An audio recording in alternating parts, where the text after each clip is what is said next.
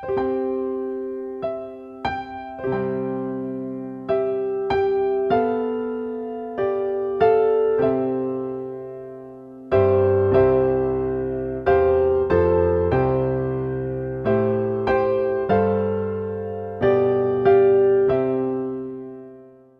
pagi pendengar setia Radio Cakrawala yang diberkati Tuhan. Salam jumpa dalam kasih dan anugerah Allah bagi setiap kita yang percaya dan bersandar penuh kepadanya. Sahabat Cakrawala, sesaat lagi kita akan bersama-sama mendengarkan renungan roti hidup yang akan disampaikan oleh Letnan Daniel Iman Satria Lawua, Opsir Korps Bavo Matolowo, Divisi Sumatera Utara. Selamat mendengarkan, Tuhan Yesus memberkati.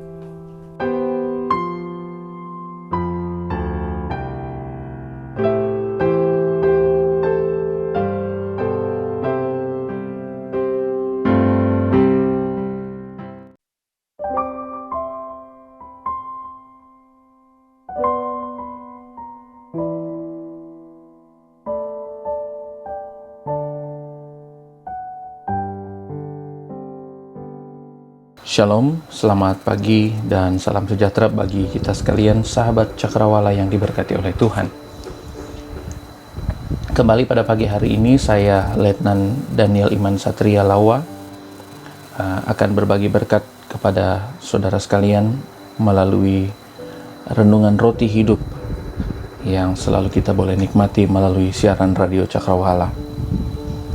Sebelum kita akan bersama-sama merenungkan firman Tuhan pada pagi hari ini, mari kita terlebih dahulu berdoa kepada Tuhan. Tuhan Yesus yang ada di dalam surga, kami mau bersyukur kepada Tuhan. Kembali Tuhan berikan hari yang baru untuk kami boleh menjalaninya bersama-sama dengan Tuhan. Saat ini ya Tuhan, kami akan bersama-sama membaca firman Tuhan dan merenungkannya. Biarlah kiranya melalui perenungan ini ya Tuhan, maka kembali kami dikuatkan oleh Tuhan untuk menjalani kehidupan kami pada hari ini. Tuntun kami ya Tuhan lewat setiap kata-kata yang ada di dalam firman-Mu, supaya kami tahu menjalani hidup kami seturut dengan kehendak Tuhan. Ini doa kami Bapa, di dalam nama Tuhan Yesus kami berdoa. Amin. Ya baiklah, sahabat Cakrawala yang diberkati oleh Tuhan. Pada pagi hari ini kita akan bersama-sama merenungkan bagian firman Tuhan yang terambil di dalam kitab Hakim-Hakim pasal yang ke-14. Kitab Hakim-Hakim pasal yang ke-14 ayat 1 sampai ayat 9. Pembacaan firman Tuhan pada pagi hari ini Hakim-Hakim pasalnya yang ke-14 ayat 1 sampai ayat 9. Saya akan bacakan bagi kita sekalian. Demikian firman Tuhan di bawah perikop perkawinan Simson dan teka-tekinya. Simson pergi ke Timna dan di situ ia melihat seorang gadis Filistin. Ia pulang dan memberitahukan kepada ayahnya dan ibunya, "Di Timna aku melihat seorang gadis Filistin. Tolong ambillah dia menjadi istriku." Tetapi ayahnya dan ibunya berkata kepadanya, "Tidak adakah di antara anak-anak perempuan sanak saudaramu, atau di antara seluruh bangsa kita seorang perempuan, sehingga engkau pergi mengambil istri dari orang Filistin, orang-orang yang tidak bersunat itu?" Tetapi jawab Simson kepada ayahnya, "Ambillah dia bagiku, sebab dia kusukai." Tetapi ayahnya dan ibunya tidak tahu bahwa hal itu daripada Tuhan asalnya. Sebab memang Simson harus mencari gara-gara terhadap orang Filistin, karena pada masa itu orang Filistin menguasai orang Israel. Lalu pergilah Simson beserta ayahnya dan ibunya ke Timna. Ketika mereka sampai ke kebun-kebun anggur di Timna, maka seekor singa muda mendatangi Simson dengan mengaum. Pada waktu itu berkuasalah roh Tuhan atas dia, sehingga singa itu dicabiknya seperti orang mencabik anak kambing tanpa apa-apa di tangannya. Tetapi tidak diceritakannya kepada ayahnya atau ibunya apa yang telah dilakukannya itu. Maka pergilah ia ke sana, lalu bercakap-cakap dengan perempuan itu, sebab Simson suka kepadanya. Setelah beberapa waktu, kembalilah ia ke sana untuk kawin dengan perempuan itu, dan ketika ia menyimpang dari jalan untuk melihat bangkai singa itu, tampaklah ada kawanan lebah pada kerangka singa itu dan juga madu. Dikeruknya madu itu ke dalam tangannya, dan sambil memakannya, ia berjalan terus. Kemudian pergilah ia kepada ayahnya dan ibunya, dan memberikannya juga kepada mereka, lalu mereka memakannya. Tetapi tidak diceritakannya kepada mereka bahwa madu itu dikeruknya dari kerangka singa. Nah, saudara sekalian, sahabat Cakrawala yang diberkati oleh Tuhan, renungan kita pada pagi hari ini saya berikan tema atau judul Hidup dalam Otoritas Allah. Hidup dalam otoritas Allah. Nah, saudara sekalian, kita semua pasti sudah mengenal tokoh Simson. Salah satu kisah yang paling menarik untuk diceritakan kepada anak-anak sekolah minggu adalah kisah hidup Simson. Bisa jadi Simson adalah tokoh Alkitab pertama yang dikenal oleh anak-anak sekolah minggu dan orang-orang Kristen yang sudah dewasa pada umumnya. Ya, Simson dikenal oleh karena kekuatannya. Saya mengingat waktu saya masih sekolah minggu, maka yang paling berkesan dari Simson adalah dia kuat, dan sebagai laki-laki rambutnya gondrong karena tidak boleh dipotong, sebab kelemahannya ada pada rambutnya, atau sebaliknya kekuatannya ada pada rambutnya. Saya seringkali mengaitkan kisah Simson ini dengan kisah Superman, ya saudara. Superman yang sangat kuat, tetapi dia bisa menjadi sangat lemah oleh karena sejenis batu yang di dalam film itu disebutkan namanya kryptonite. Ya, dikatakan bahwa Superman kuat, tetapi kalau ada batu itu, batu krypton itu, maka dia menjadi lemah. Nah, demikian pula Simson. Dia kuat, tetapi dia bisa menjadi sangat lemah ketika rambutnya dipotong. Nah, saudara sekalian, kalau bagi kalangan remaja, maka kisah hidup Simson ini juga memiliki kesan yang tersendiri, ya. Sebab kisah Simson berbicara tentang kisah cintanya yang tragis, ya. Dan anak-anak muda senang dengan alur kehidupan atau alur cerita yang demikian. Nah, oleh karena begitu dramatisnya kehidupan Simson yang dicatat dalam kitab Hakim-Hakim ini, sampai-sampai kalau orang yang tidak pernah membaca Alkitab, kemudian dia mendengarkan kisah kehidupan Simson, maka kemungkinan mereka akan menduga bahwa cerita atau kisah kehidupan Simson ini adalah karangan belaka atau hanya fiktif seperti itu, ya. Nah, saudara sekalian, sahabat Cakrawala yang diberkati oleh Tuhan, Simson sejak ia belum dilahirkan, ia sudah ditetapkan oleh Allah untuk menjadi seorang nazir. Nazir ini dalam bahasa asalnya, yaitu bahasa Ibrani, mengandung arti ditabiskan atau terpisah. Nah, maksudnya adalah, saudara, Simson sudah ditetapkan atau sudah dipisahkan, ditabiskan oleh Tuhan untuk suatu saat nanti akan menjadi hamba Allah. Dan oleh karena Simson menjadi hamba Allah, maka ini berarti otoritas Allah atau kekuasaan Allah berlaku dalam diri Simson, supaya sebagai hamba Allah, maka Simson dapat melakukan kehendak Allah di tengah-tengah manusia. Nah, saudara, sebagai seorang nazir Allah, maka ada 3 hal yang harus dihindari dalam kehidupan Simson. Yang pertama, saudara, dia nggak boleh mengkonsumsi anggur dalam bentuk apapun, atau apapun makanan yang mengandung zat dari anggur. Kemudian yang kedua, Simson tidak boleh memotong rambutnya. Dan yang ketiga, Simson tidak boleh menyentuh mayat atau menyentuh kuburan, bahkan mayat atau kuburan keluarganya sendiri. Selama Simson menjaga dirinya dari melakukan ketiga hal ini, maka otoritas Allah akan tetap berlaku dalam diri Simson. Dan apapun yang Simson lakukan akan selalu ada dalam kendali Allah. Nah, sahabat Cakrawala yang diberkati oleh Tuhan, kita perlu memperhatikan bahwa melalui kisah kehidupan Simson, maka Allah sebenarnya sedang mengajar kita bahwa seorang yang benar-benar hidup dalam kendali atau dalam otoritas Allah akan selalu berada di bawah pengawasan dan penyertaan Allah, baik secara ia menyadarinya ataupun ia tidak menyadarinya. Nah, ketika Simson berada di dalam otoritas Allah, maka tanpa disadari, baik oleh Simson maupun oleh kedua orang tuanya, dikatakan bahwa Simson jatuh cinta pada seorang wanita dari bangsa Filistin.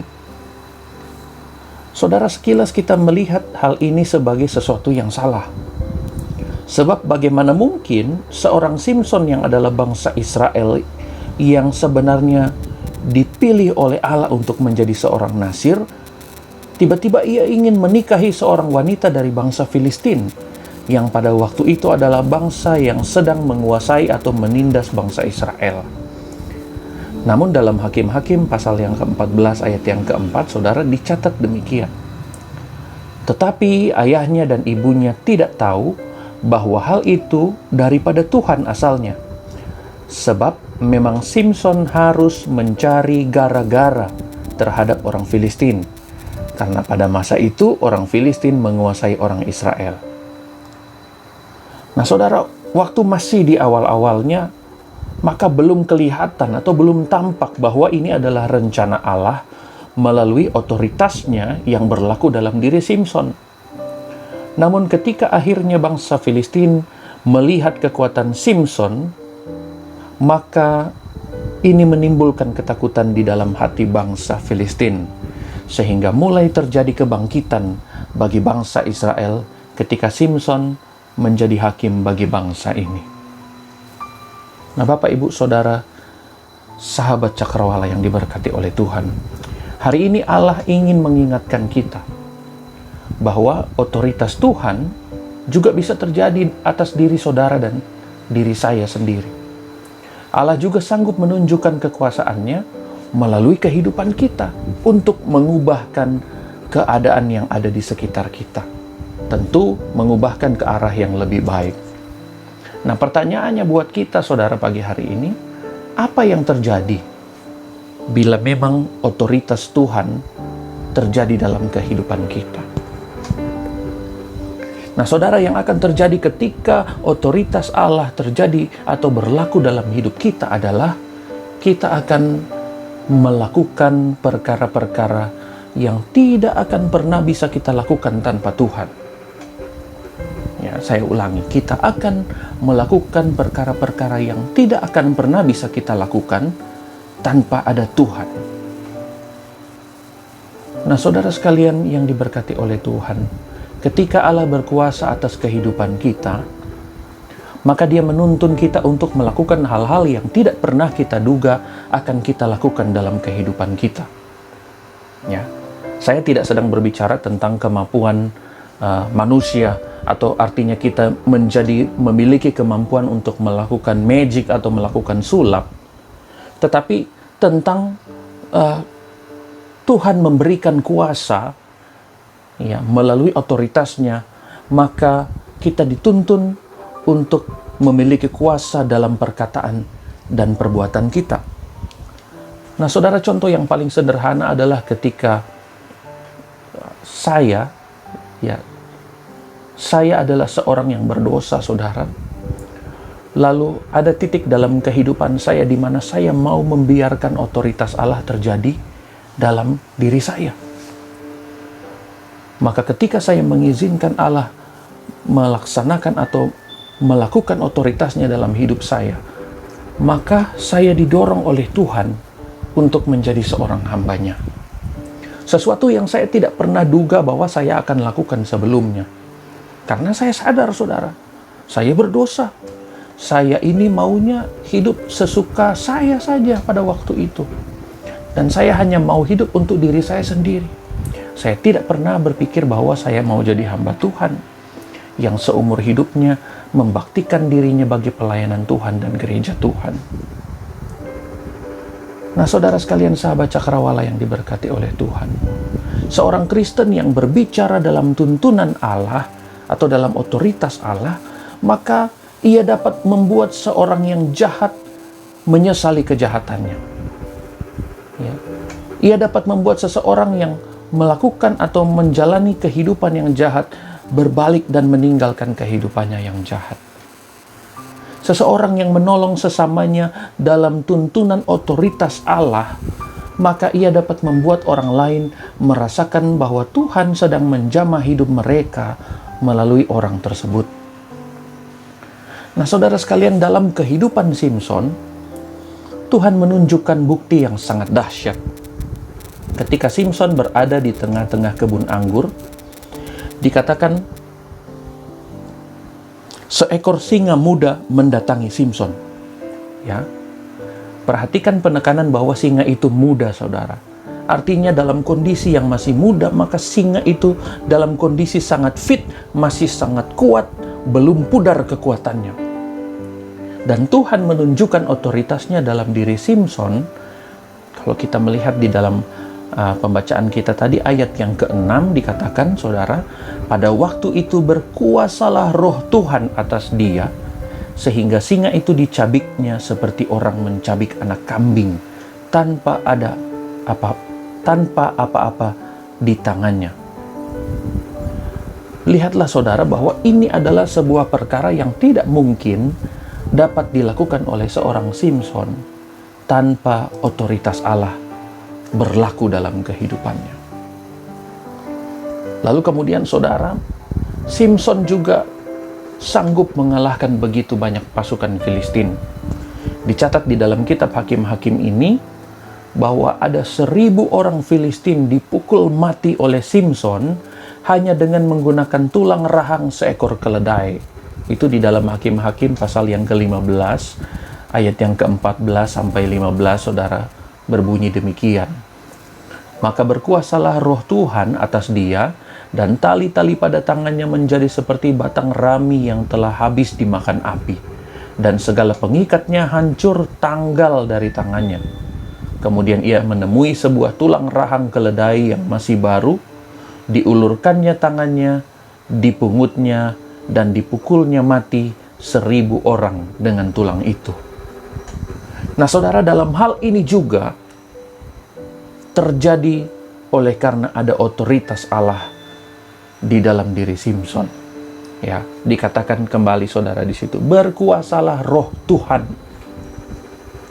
Dan saudara, di dalam Hakim-Hakim pasal yang ke-15 ayat yang ke-28, di situ kita melihat terakhir kalinya otoritas Allah terjadi dalam diri Simson, yaitu ketika dia berdoa kepada Tuhan.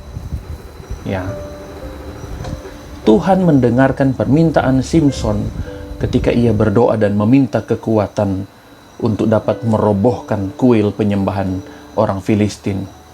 Sehingga saat itu, saudara, kembali terjadi otoritas Allah dalam kehidupan Simson. Allah memberinya kekuatan untuk terakhir kalinya menjalankan tugasnya sebagai seorang nasir Allah. Ia merobohkan kuil penyembahan milik orang Filistin, dan dengan itu mematikan atau membunuh semua orang Filistin yang sedang berada di dalam kuil itu. Nah, saudara sekalian yang diberkati oleh Tuhan, sahabat Cakrawala yang diberkati oleh Tuhan, ingatlah bahwa ketika otoritas Allah terjadi dalam diri kita, maka kita mendapat kuasa dari Allah, kuasa ilahi, untuk melakukan hal-hal yang tidak dapat kita lakukan sendiri, saudara. Dan yang pasti, sesuatu yang dapat kita lakukan itu adalah sesuatu yang adalah kehendak Allah. Saudara yang melakukan pelayanan di dalam gereja saudara, tetapi saudara belum bisa melayani maksimal karena mungkin saudara menyadari keterbatasan dalam talenta yang saudara miliki, maka biarkanlah otoritas Allah terjadi dalam kehidupanmu. Supaya Allah menggenapi talenta-talenta kita dan memampukan kita untuk dapat melayani dengan maksimal, meskipun kita sebenarnya begitu terbatas, saudara. Saudara yang bekerja dan mungkin saudara takut bila mana saudara diberikan tugas yang ada di luar kemampuan saudara, maka izinkan otoritas Allah juga berlaku dalam kehidupanmu, supaya Ia menguasai tangan-tanganmu, menguasai kaki-kakimu, sehingga ketika engkau bekerja, maka engkau dapat melakukan pekerjaan-pekerjaan yang belum pernah engkau kerjakan sebelumnya. Ya, tetapi engkau akan berhasil. Yang penting saudara adalah yang kita kerjakan itu adalah sesuatu yang sejalan dengan kehendak Allah. Maka percayalah bahwa otoritas Allah dapat terjadi dalam kehidupan kita. Mari kita merenungkan bersama, saudara. Banyak orang Kristen yang merindukan otoritas Allah terjadi dalam hidupnya, terjadi dalam kehidupannya, terjadi dalam dirinya, supaya ia dimampukan untuk melakukan perkara-perkara yang dahsyat dalam kehidupannya. Namun sangat disayangkan, tidak semua orang yang merindukan otoritas Allah itu hendak melakukan perkara yang sesuai dengan kehendak Allah.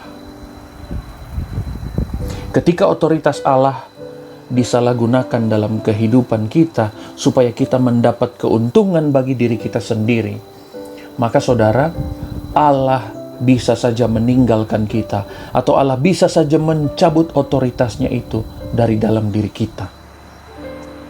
Mungkin kita berharap bahwa otoritas Allah bekerja di dalam kita supaya kita sukses dalam pekerjaan kita. Selama yang kita kerjakan itu adalah sesuatu yang sejalan dengan kehendak Tuhan, maka pastilah otoritas Allah itu akan tetap berlaku dalam hidup kita. Namun, bila yang kita kerjakan itu tidak lagi sejalan dengan kehendak Allah, mungkin kita sukses bekerja, tetapi upah yang kita terima kita pakai untuk melakukan hal-hal yang salah, kita pakai untuk berjudi, kita pakai untuk meminum minuman keras, atau kita bahkan memakainya untuk membeli narkoba, saudara. Maka Allah bisa saja menarik otoritasnya dari dalam kehidupan kita. Atau mungkin kita melakukan pekerjaan kita dengan cara yang curang, saudara, sehingga kita mendapat keuntungan yang lebih, tetapi dengan cara yang salah. Maka Allah bisa menarik otoritasnya dari dalam kehidupan kita. Nah, saudara, bagaimana kita bisa tahu bahwa otoritas Allah telah berlalu dari dalam kehidupan kita? Perhatikan, saudara, ketika kita tidak lagi dapat melakukan pekerjaan-pekerjaan kita dengan baik. Saudara, ketika Allah menarik otoritasnya, atau ketika otoritas Allah itu berlalu dari kehidupan kita, saudara, kita bukan saja tidak lagi dapat melakukan pekerjaan atau perkara-perkara yang luar biasa dalam kehidupan kita, tetapi bahkan perkara yang biasa-biasa saja, saudara, tidak lagi kita dapat melakukannya dengan benar. Sahabat Cakrawala yang diberkati oleh Tuhan, ketika Simson melanggar perjanjiannya sebagai seorang nasir, yaitu saat ia menajiskan dirinya dengan memakan madu yang ada di dalam mayat singa yang ia bunuh, saudara, ya, itu ada di dalam ayat yang ke-9, dikatakan di situ, dikeruknya madu itu ke dalam tangannya, dan sambil memakannya ia berjalan terus, kemudian pergilah ia kepada ayahnya dan ibunya, dan memberikannya juga kepada mereka, lalu mereka memakannya. Ketika Simson menajiskan dirinya, ya, yang sebenarnya tidak boleh menyentuh mayat dan kuburan, maka saat itu menjadi awal dari kesalahan Simson, sebab ia melakukan sesuatu yang bukan kehendak Allah. Lalu ketika Simson tidak memelihara kekudusan hidupnya, saudara, dikatakan bahwa ia bergaul dengan Delila, wanita yang berasal dari bangsa Filistin, maka akhirnya Allah mencabut otoritasnya dari diri Simson. Dikatakan di dalam firman Tuhan, ketika ia sedang berduaan dengan Delila, maka Delila memotong rambutnya di saat Simson sedang tertidur. Saat itu juga saudara, Simson kehilangan otoritas Allah. Ia kehilangan kekuatannya, ia kehilangan penyertaan Allah di dalam dirinya. Saudara sekalian, sahabat Cakrawala yang diberkati oleh Tuhan, hari ini sudahkah kita meminta Allah supaya Ia menunjukkan otoritasnya dalam hidup kita? Sudahkah kita datang dalam doa-doa kita pribadi kepada Allah dengan tekun? Dan sudahkah kita menjaga kehidupan kita dengan disiplin membaca bagian firman Tuhan? Bila saudara belum sempat meminta Allah untuk membuat otoritasnya berlaku dalam hidup saudara, maka jangan menyerah saudara. Masih ada kesempatan untuk kita meminta otoritas Tuhan itu. Seperti yang dilakukan Simson menjelang kematiannya saudara, maka Allah mau katakan sama kita, berdoalah kepada Tuhan dan akuilah otoritas Allah itu dalam hidup saudara dan saya. Biarlah kita semua terus berusaha untuk hidup menurut otoritas Allah yang berlaku dalam kehidupan kita. Dan jangan kita berkompromi dengan kuasa Allah dalam hidup kita. Akuilah bahwa segala sesuatu yang dapat kita lakukan dalam kehidupan kita adalah semata-mata karena Allah berotoritas dalam kehidupan kita. Mari jalani kehidupan kita di dalam otoritas Allah, dan rasakanlah berkat-Nya menyertai kehidupan kita sepanjang hari ini, bahkan sepanjang kehidupan kita. Tuhan memberkati kita sekalian. Mari kita berdoa. Ya Allah, Bapa kami yang ada di dalam surga, kami memuji Engkau oleh karena firman-Mu adalah benar adanya dalam kehidupan kami. Sebagai orang-orang Kristen, kami seringkali melupakan bahwa kami perlu membiarkan Tuhan untuk berotoritas dalam kehidupan kami. Kami perlu membiarkan Allah untuk berkuasa atas segala keinginan kami, supaya dengan otoritas Allah, maka kami menjalani hidup kami, melakukan hal-hal yang berkenan kepada Tuhan. Permohonan kami pada pagi hari ini ya Tuhan, biarlah kiranya firman-Mu menuntun kami. Biarlah kiranya otoritas Allah berlaku dalam hidup kami dan menjaga kami terus menjalani hidup kami hari ini dengan mengikuti kehendak Tuhan dalam hidup kami. Terima kasih ya Tuhan. Ini doa kami.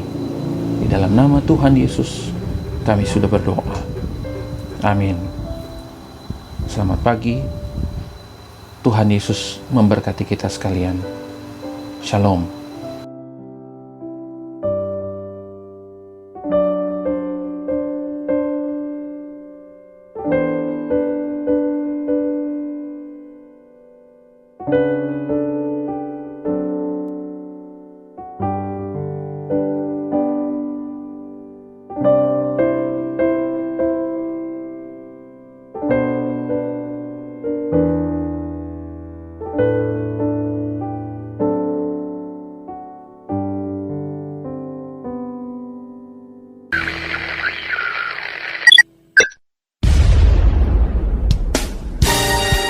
Pastikan Anda tetap bersama dengan kami di gelombang 89,2 FM, The New Cakrawala Radio.